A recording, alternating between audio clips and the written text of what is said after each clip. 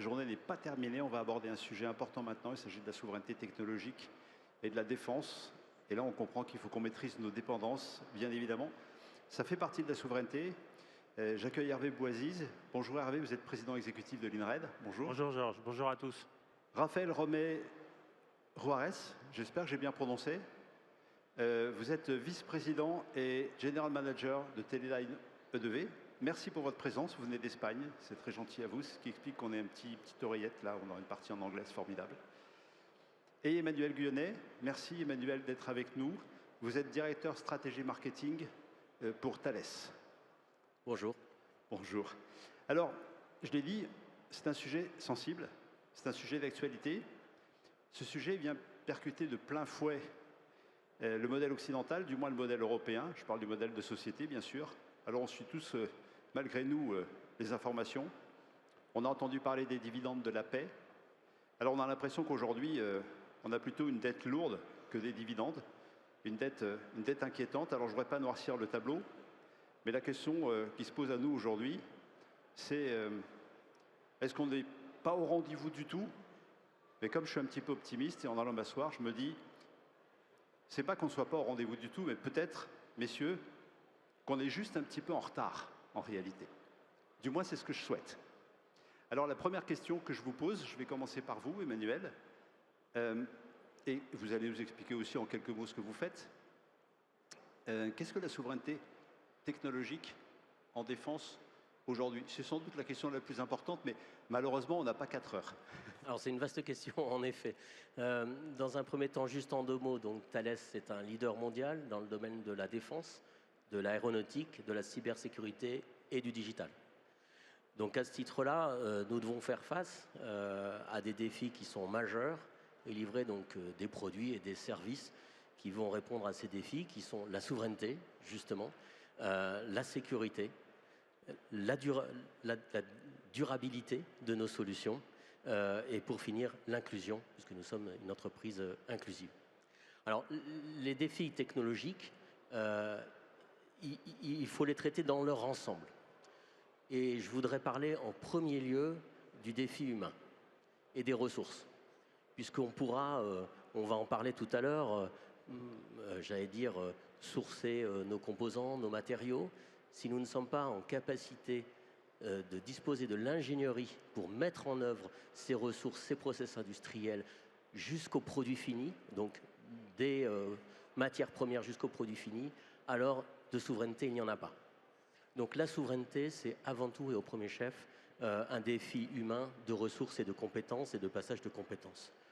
Le deuxième point, c'est un investissement industriel important qu'il faut faire pour ramener les capacités industrielles là où on le veut que ces capacités soient justement souveraines. Et donc ce sont des investissements importants qu'il faut constater dans le domaine. Et pour finir, sans vouloir être trop long, c'est une souveraineté technologique, c'est aussi un investissement dans le domaine de la recherche et du développement pour maîtriser les technologies d'avenir. On peut parler d'IA, on peut parler typiquement des technologies du cloud, comment dirais-je, ou du quantum, qui sont des technologies émergentes qu'il nous faut maîtriser pour la souveraineté de demain. Merci Emmanuel. Hervé, l'INRED, en quelques mots, c'est moins connu que Thales, mais en revanche, c'est très stratégique. L'INRED, c'est une pépite stratégique. Alors nous, on est né de la souveraineté. Il y a 40 ans exactement, aujourd'hui en 2026, puisque nous fabriquons, nous concevons, nous fabriquons et nous commercialisons bien sûr des détecteurs infrarouges. Alors c'est quoi l'infrarouge? En 2 mots, c'est pour voir la nuit, pour voir les contrastes thermiques. Et évidemment, dans le domaine de la souveraineté, le spatial, la défense notamment, ce sont des composants qui amènent une différenciation et une supériorité, on va dire, technologique sur le champ de bataille et aussi dans le domaine de la connaissance. Et en fait, l'INRED est né il y a 40 ans parce que la France avait du mal à acquérir ces composants à l'étranger, et notamment aux États-Unis, pour des raisons de bataille économique, de bataille de souveraineté. Donc on est vraiment né de ça. Alors quand vous disiez, Georges, est-ce qu'on est en retard? Nous, on a commencé il y a 40 ans. Et la souveraineté, ça se construit effectivement dans le temps long. Et aujourd'hui, je rejoins ce que dit Emmanuel, notamment sur le fait que la souveraineté, c'est avant tout les hommes et les femmes qui la font.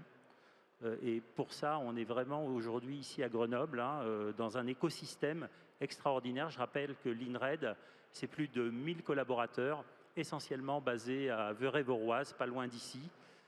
Et donc, c'est vraiment les hommes et les femmes. Alors, sur la question à laquelle j'aimerais que vous répondiez, si la souveraineté technologique en défense aujourd'hui représente quelque chose, ça veut dire qu'il faut qu'on soit totalement autonome, en tout cas vous dans votre domaine, mais vous êtes leader mondial ou pas loin, je crois. Alors nous, vous on est l'avez déjà acquis, cette souveraineté? On est effectivement d'abord leader européen sans aucun contexte et leader mondial. Il faut savoir que l'infrarouge, c'est une technologie extrêmement difficile à maîtriser, avec de nombreuses barrières à l'entrée, avec des investissements absolument énormes. Et donc, c'est quand même un jeu de grande puissance. Alors, il y a la Chine, il y a les États-Unis, et en Europe, essentiellement, il y a nous. Donc, on est vraiment dans cette cour-là.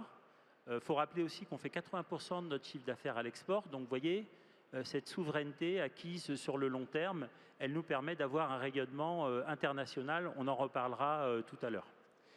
Raphaël, pour vous, qu'est-ce que ça représente, cette souveraineté technologique en défense?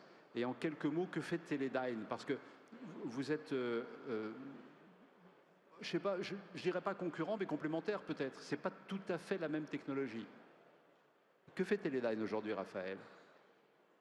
So Teledyne is an American corporation that we specialized in the instrumentation, defense and imaging. And we provide, I represent the imaging part. We represent the imaging part where we do applications for medical, applications for healthcare, life science, and also defense. So I'm the president of the imaging group, and effectively we are competitors and customers and partners. So we sometimes have similar technologies, Merci. and sometimes we have complementary technologies that we work together to create new products. What means sovereignty to us? So to us, sovereignty means the freedom to develop key technologies which are essential to protect the safety and the strategic interests of a country, right? But as you were saying before, this cannot be in isolation. So sovereignty means also managing strategic alliances. And these strategic alliances means picking which areas you want to be independent and in which areas you're going to work together with your partners to develop together solutions that goes beyond what you can do alone. Merci Raphaël. La souveraineté, vous l'avez dit, c'est pas l'isolement, certainement pas. C'est le contrôle des dépendances critiques, si je peux utiliser un langage qui n'est pas le mien, mais qui est plutôt le vôtre. Hervé, ces dépendances critiques, lesquelles sont-elles aujourd'hui? Quelles sont celles qui sont les plus difficiles et qu'il faut absolument maîtriser? Alors c'est un sujet extrêmement sensible. Effectivement, la souveraineté, ça ne veut pas dire qu'on est autonome sur tout. Alors je voudrais rappeler aussi une notion extrêmement importante dans la souveraineté. La souveraineté, ce n'est pas que la défense, c'est aussi la souveraineté de la décision.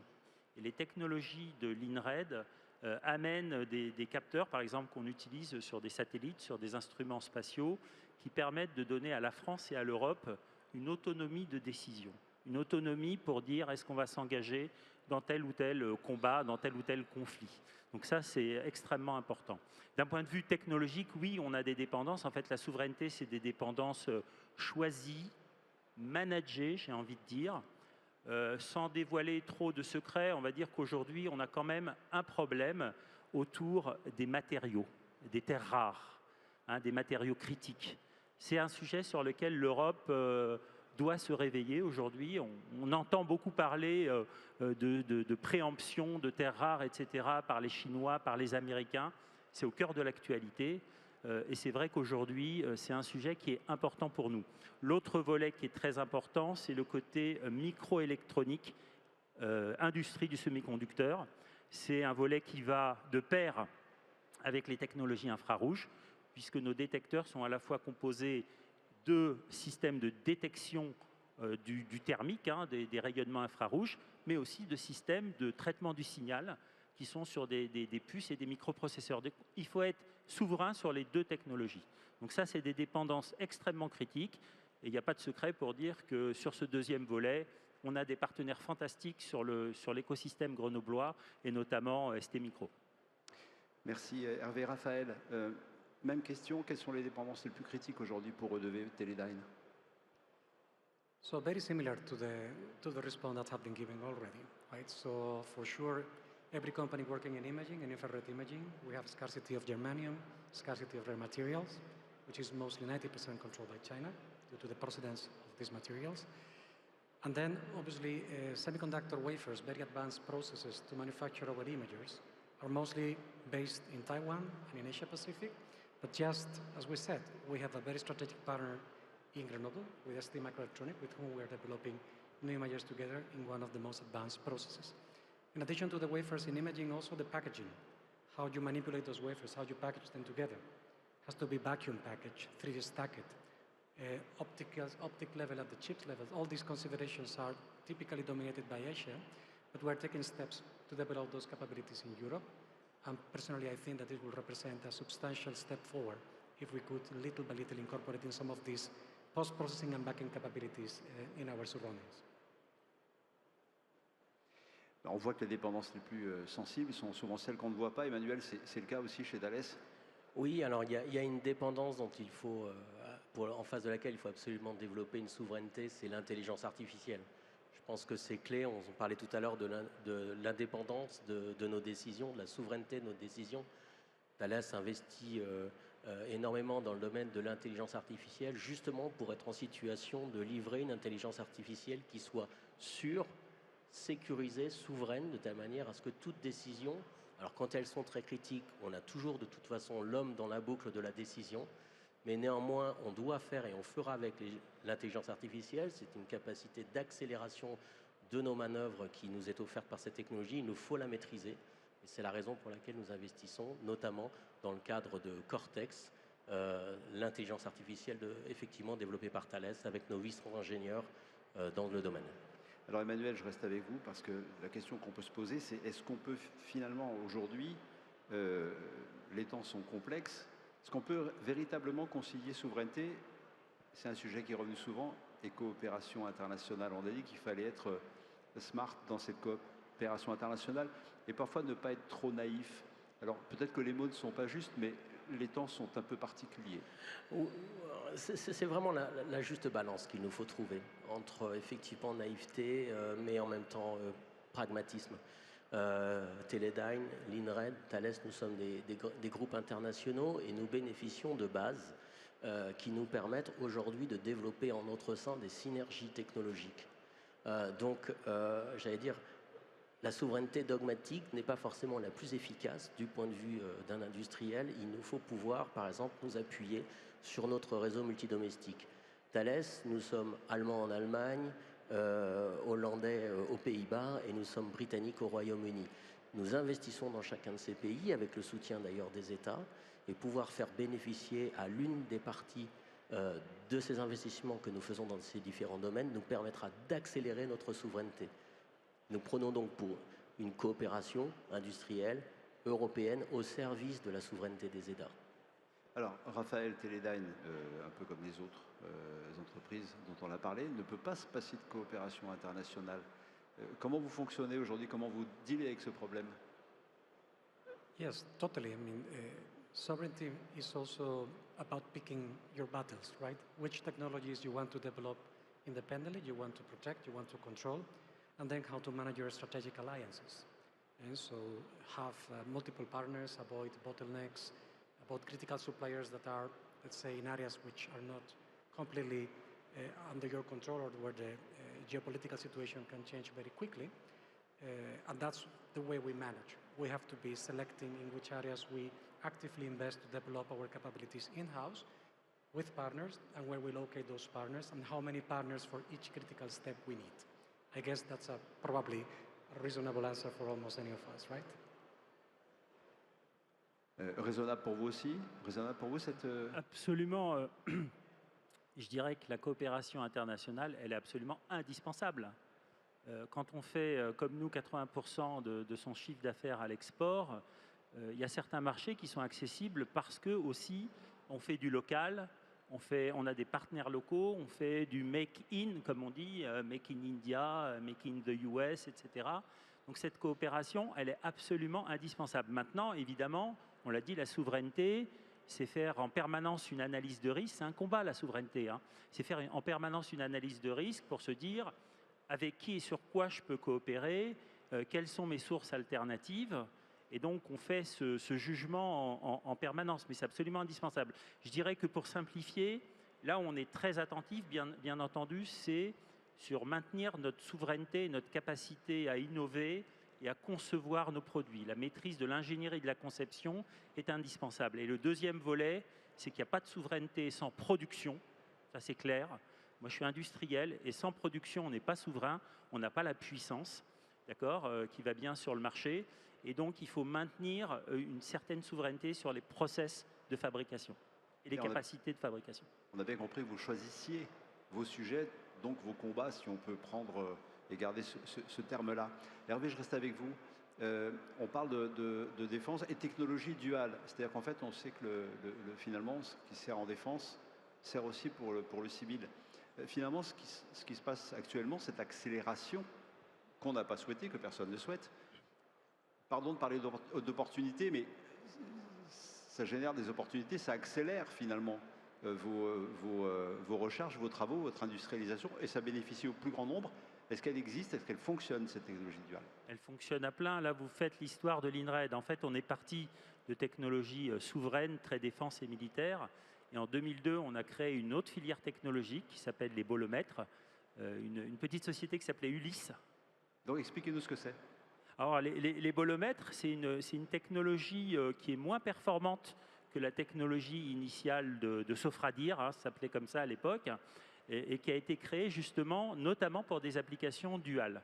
Et aujourd'hui, on voit que ce modèle, il est très vertueux pour l'INRED, puisqu'on a un équilibre finalement entre le pilier souverain avec les produits les plus performants et le pilier dual avec ces bolomètres qu'on vend par centaines de milliers sur le marché, avec des applications comme la mobilité intelligente. Demain, je vous l'annonce, vous aurez des capteurs infrarouges l'INRED dans vos voitures. Et puis, comme l'environnement, par exemple, aussi, puisque la technologie infrarouge, je donne juste un exemple, est bien adaptée pour surveiller des fuites de gaz à effet de serre comme le méthane. C'est-à-dire que cette technologie, que je comprenne bien, c'est la même que celle que vous déployez dans les systèmes de défense, c'est la même chose? On va dire que c'est dérivé, c'est un dérivé. Effectivement, ce côté dual est très vertueux pour nous, puisqu'il est clair que le marché commercial et international amène des volumes qui permettent à nouveau de nous donner des marges d'autofinancement et d'investir dans les technologies de demain.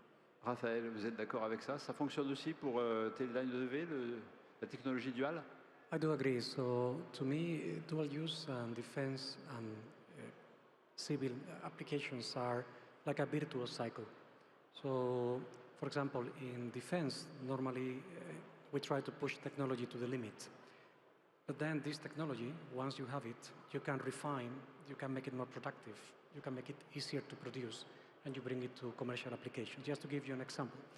So this is a very common topic for us, night vision, right? You can have an image sensor that is able to see with very low light. Typically, you will use for soldiers, or for drones, or for surveillance cameras. But that same device can be used, for example, for surgical tool tracking in surgery operations to do prostheses, can be used for material science.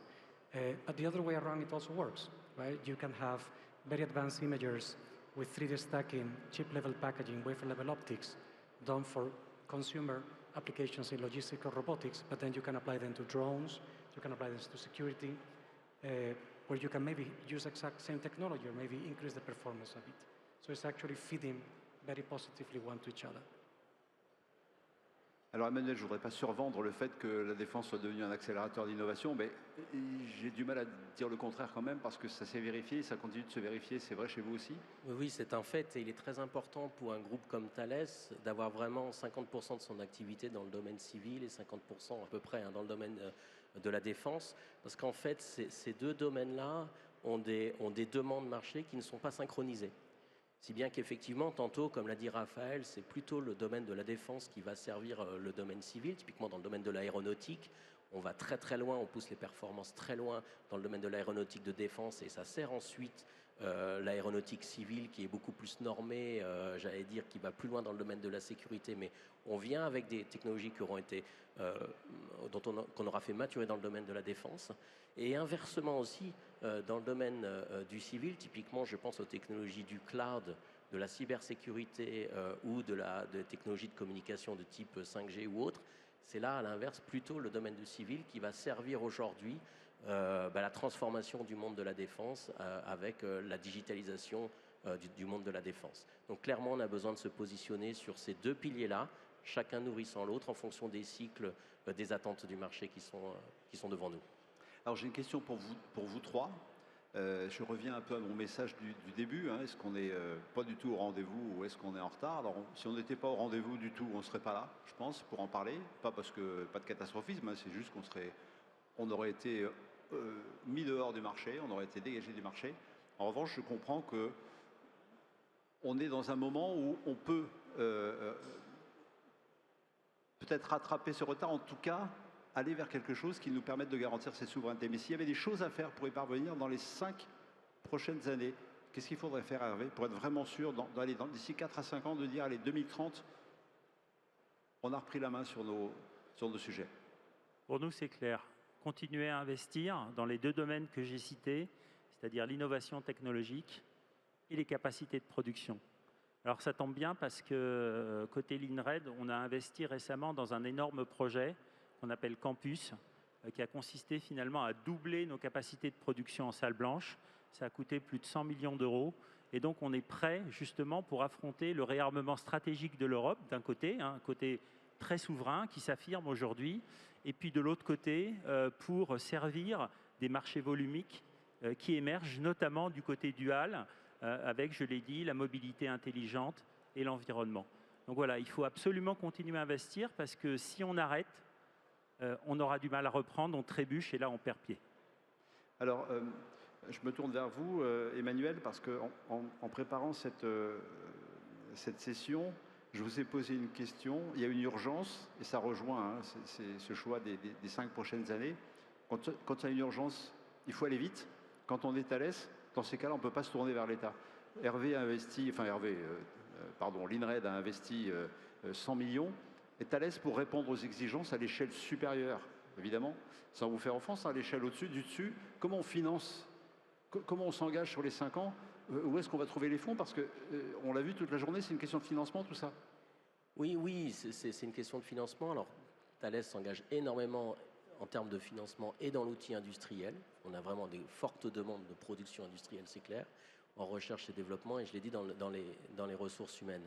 Au-delà de ça, c'est vraiment au travers de la coopération. S'il y a des priorités à donner dans les 5 ans à venir, c'est comme on l'a dit tout à l'heure, au travers de coopération, de rendre réellement efficaces en fait nos investissements, et pour les pays, hein, donc les investissements des pays et les investissements des grands groupes qui sont prêts à investir pour accompagner ces besoins des nations. Ça, c'est sans aucun doute. Raphaël, c'est pareil pour vous? Vous investissez? Vous êtes en plein développement?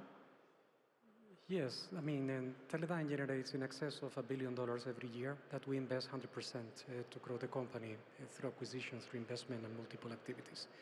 So for sure, we're going to continue investing to differentiation. But what I would like to say is that in terms of sovereignty, a nation will be sovereign of the technologies that can control, and will be able to control whatever its people can do. So from my point of view, sovereignty is key about investing in talent. So I hope we can continue investing in talents across Europe so that we can continue developing these capabilities that we need to continue pushing our boundaries. Alors je sais qu'il y a beaucoup de choses qui sont dites sur les plateaux, mais ici on n'est pas sur un plateau télé, on n'est pas en train de faire du consulting d'experts. Mais il y a quand même quelque chose qui me vient à l'esprit et que j'ai noté, que j'ai envie de vous demander. Vous exprimez quelque part un projet collectif industriel européen, vous l'avez dit. Mais ma question, elle est un peu abrupte. C'est maintenant ou c'est jamais, Emmanuel? Oui, c'est maintenant. Clairement, c'est maintenant. Et nous sommes en ordre de marche pour effectivement livrer la souveraineté attendue. Hervé? C'est maintenant. Si j'ai 10 secondes, j'ai un appel à lancer sur ce qu'on appelle le prochain plan nano, qui est le prochain plan IPCEI européen. C'est très important pour l'écosystème grenoblois. On a eu des plans depuis 2018 qui ont énormément aidé l'industrie et qui nous ont servi à progresser. On a fait 50% de croissance grâce à ce plan. Il faut continuer à investir. Raphaël, le mot de la fin. Total agreement with my colleagues here. And I just hope that us three and many other European companies can continue working together to create this project, because I agree the time is now. Thank you. Je vous remercie tous les trois, sujet sensible, et je tiens à vous remercier d'être venus parce que c'est une discussion, je vais vous livrer les dessous de ces tables rondes qu'on a eues avec Hervé il y a un peu moins d'un an. Est-ce qu'on pourrait parler de ce sujet? J'ai dit à Hervé, est-ce qu'on peut prendre ce risque de parler de ce sujet? Parce que c'est malheureusement une réalité, même si ce sont des modèles économiques, ça s'est accéléré. Je voulais remercier très sincèrement d'avoir accepté d'être ici face à vous toutes et tous pour parler de ça. Merci à tous et merci Georges d'avoir mis la souveraineté à l'honneur et à l'ordre du jour de ce magnifique Tech Fest. Je transmettrai ce remerciement à ceux qui effectivement ont mis la souveraineté à l'ordre du jour. Merci infiniment, merci à vous toutes et tous.